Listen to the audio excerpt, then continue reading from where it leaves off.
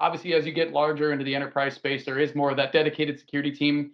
But what we have seen in a real world sense, for better for worse, is a little bit of a us versus them mentality between IT and security. Not every, I'm not trying to paint with too broad of a brush, but let's just say anecdotally, it comes up enough where security kind of operates on their own plane of existence, and they're like, "Hey, IT, here's what you're going to do, and you're just going to do what we tell you because we're security and we call the shots."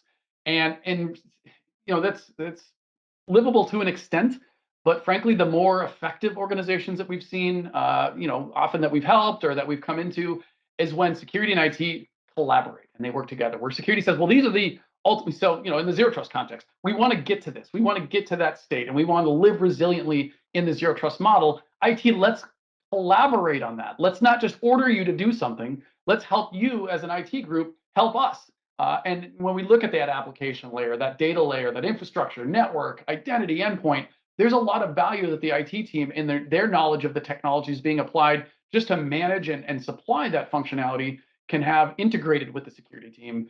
And with zero trust, it can't be stated firmly enough that collaborating between IT and security is a much more livable way to stay in this state, and as Scott alluded to, have that cyclical process successfully applied than two siloed kind of groups that just sort of are at each other's throats saying, "Well, I'm IT, I have to care about the user experience, and I have to care about the way we just allow this technology to make sure we can run as a business." And then security saying, "Well, we think about that and we care about that, but at the end of the day, we're on the hook for all the security elements to it." There's a better together quality to that. And so, just to kind of put that seed in everyone's head, find ways to bridge those divides at that CIO and CISO level. If you have those roles in your organization, working together is always going to be a much more effective plan to actually make this successful.